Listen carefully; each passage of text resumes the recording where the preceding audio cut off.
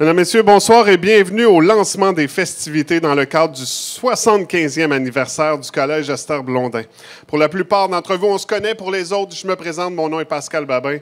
Je suis conseiller au développement corporatif ici au Collège et j'aurai le plaisir d'animer ce lancement pour vous. J'aimerais prendre un moment pour rendre hommage à des femmes dont l'impact résonne profondément dans notre histoire. Depuis leur premier pas dans notre établissement, ces femmes remarquables ont fait de ce lieu plus qu'un simple espace. Elles en ont fait leur maison. Leur présence ici est un rappel émouvant de l'héritage qu'elles ont laissé et de l'impact durable qu'elles continuent d'avoir sur nous tous. Je parle bien entendu de nos bienveillantes sœurs de Sainte-Anne, sœur Pauline Godette, sœur Madeleine Godette, sœur Françoise Duval et sœur Cécile Chevrette. On les applaudit.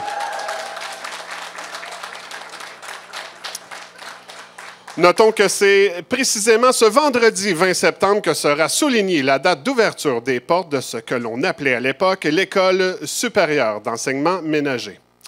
75 ans pour le CEB, avouez que ça vieillit bien quand même. Hein? Pour lancer les festivités, veuillez accueillir le directeur général du Collège Esther Blondin, M. Luc Lemire.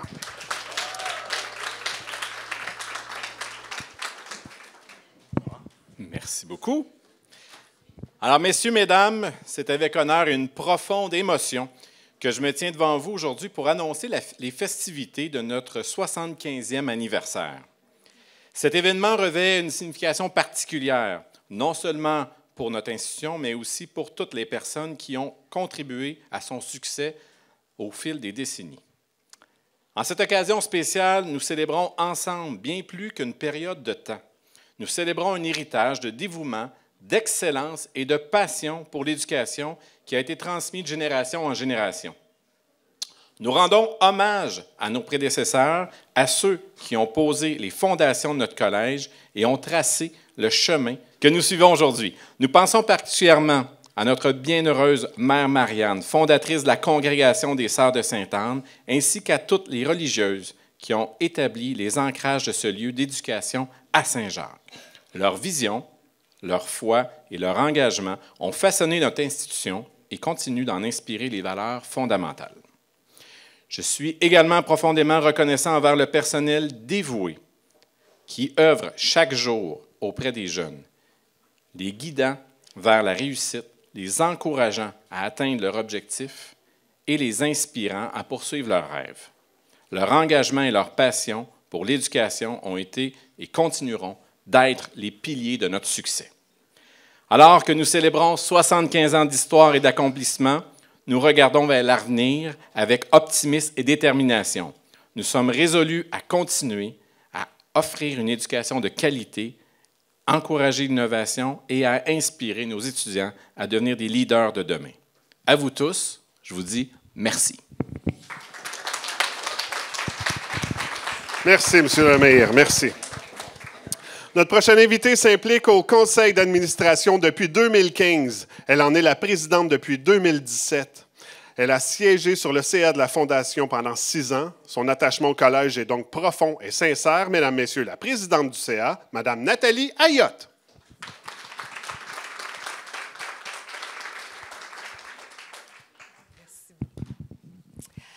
Alors, bonsoir à tous. Aujourd'hui, c'est jour de fête. C'est avec une grande fierté que nous célébrons le 75e anniversaire de notre collège. C'est l'occasion de réfléchir à notre passé, mais surtout de se projeter vers l'avenir, une tâche essentielle pour le conseil d'administration. Je souhaite tout d'abord exprimer notre profonde reconnaissance aux Sœurs de Sainte-Anne, dont la vision et le dévouement ont jeté les bases de cette institution il y a 75 ans.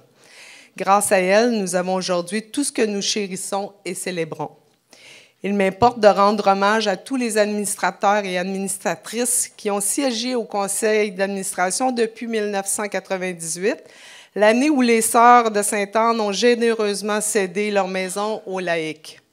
En poursuivant l'œuvre des Sœurs, leur engagement bénévole a été essentiel pour permettre à notre collège de croître et d'évoluer. Je voudrais aussi souligner la présence de nos élèves parmi nous aujourd'hui. C'est grâce à eux et à leur famille que notre milieu est vibrant et vivant. Ils incarnent le fondement de notre travail et l'essence même de notre mission éducative.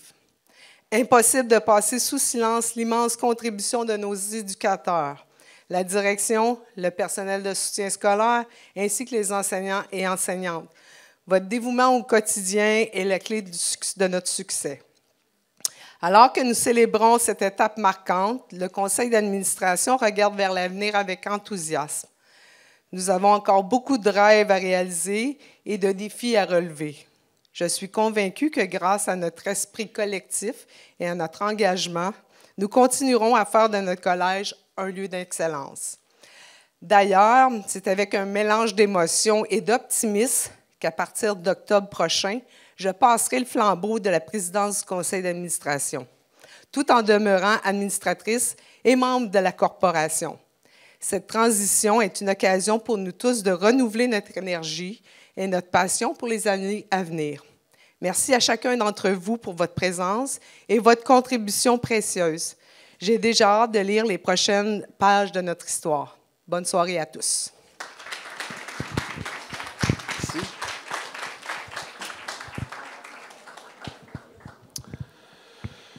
C'est un honneur pour moi de vous présenter la toute nouvelle présidente de la Fondation Collège Esther Blondin. Une femme très impliquée dans sa communauté, elle a notamment siégé sur le cabinet de la campagne majeure de financement du collège. Veuillez accueillir Mme Bianca Picard-Turcot.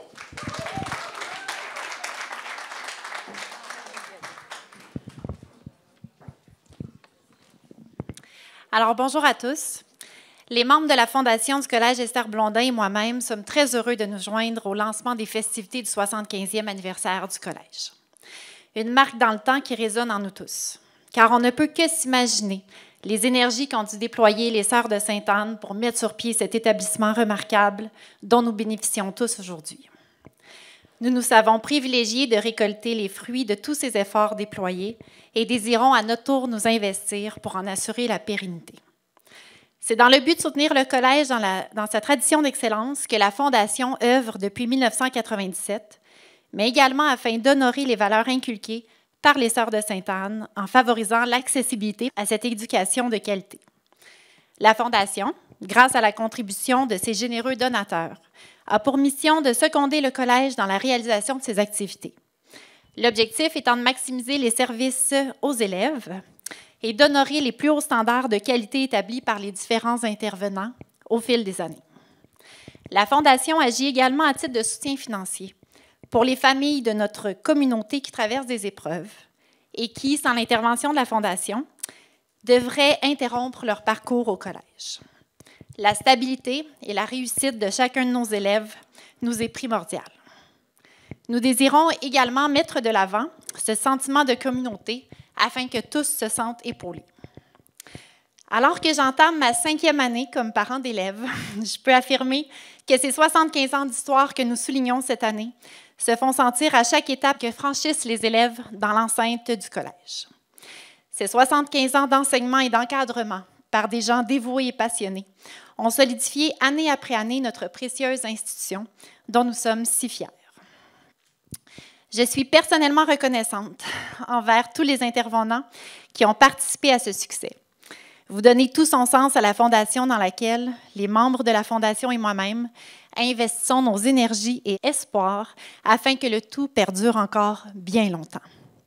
Alors, à chacun d'entre vous à qui l'on doit reconnaissance, sachez que vous pouvez compter sur nous et sur notre entier soutien pour poursuivre dans la même voie. Merci.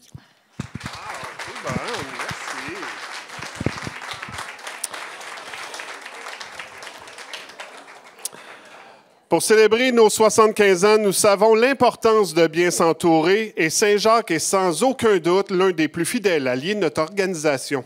Je vous présente une habituée des grandes célébrations car la municipalité fête présentement son 250e anniversaire et elle est également une ancienne élève. Voici la mairesse de Saint-Jacques, Mme Josiane Forêt.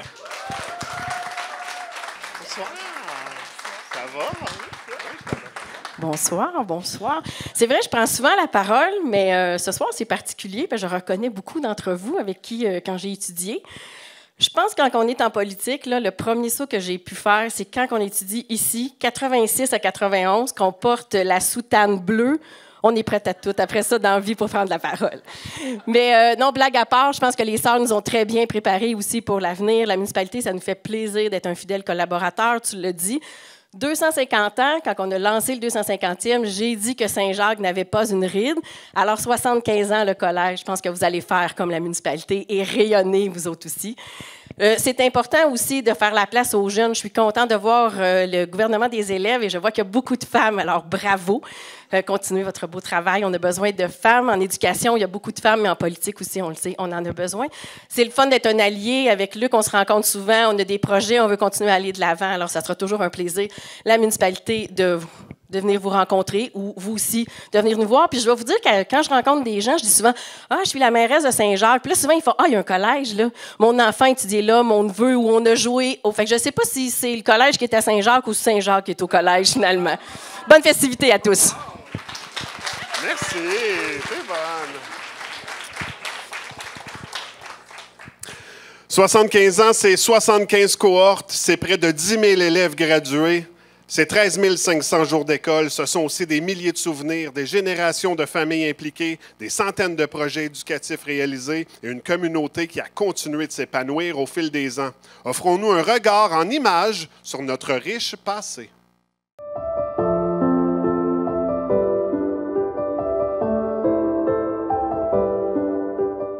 En 1928, les Sœurs de Sainte-Anne inaugurent l'école ménagère de Saint-Jacques, avec seulement 7 élèves au départ. L'école est alors située à l'emplacement actuel du vieux couvent. Malgré son emplacement isolé, la réputation de l'école ménagère attire des étudiantes de différentes régions. Au fil des années 40, l'école régionale se trouve confrontée à un manque d'espace crucial. Toujours fidèles à l'esprit d'audace de leur fondatrice, les Sœurs de Sainte-Anne décident de relever le défi en optant pour la construction d'un nouvel établissement, sous la direction de Sœur Marie-Jeanne de France, directrice de l'école depuis 1931. Les terrains situés sur la rue Sainte-Anne, communément appelés Bois des Érables, sont alors acquis. La première pelletée de terre symbolique a lieu le 16 avril 1947, marquant le début d'une nouvelle ère pour l'éducation ménagère. L'École supérieure d'enseignement ménager ouvre ses portes le 20 septembre 1949, avec 41 religieuses accueillant un nombre record de 140 pensionnaires. En 1951, l'Institut change de nom pour devenir l'Institut familial, visant à offrir aux jeunes filles une éducation adaptée à leur future vie de ménagère, d'épouse, d'éducatrice et de mère. Le programme comprend non seulement des matières pratiques, mais aussi des activités en religion, culture intellectuelle, artistique et sociale. En 1970, avec la disparition des instituts familiaux, l'école est rebaptisée l'Institut Esther Blondin, en hommage à la fondatrice de la congrégation. Le 19 juillet 1986, un incendie éclate dans le bâtiment principal, mettant ainsi à l'épreuve la solidité de sa structure et risquant de faire perdre un joyau essentiel pour l'éducation dans la région. Cependant, les dégâts ont été limités. Cette issue favorable a été possible grâce aux méthodes de construction et l'utilisation de matériaux inflammables, démontrant ainsi la sagesse et la vision pour la planification de l'établissement.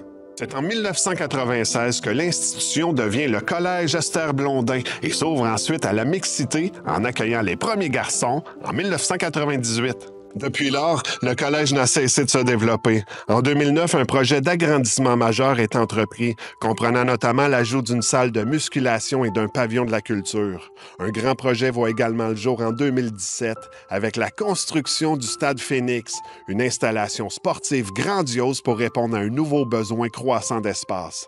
Malgré les défis rencontrés, notamment ceux posés par une pandémie mondiale, le chantier du Stade Phoenix a été mené à terme en février 2021. Le Collège Esther Blondin est aujourd'hui le fruit de cette détermination collective, une institution solidement ancrée dans son héritage d'excellence. Il se distingue par la richesse de son équipe, qui a su surmonter les obstacles pour offrir à ses élèves des installations modernes et adaptées au 21e siècle. Une belle aventure de l'éducation se poursuit, portée par la passion et le dévouement de tous ceux qui y contribuent.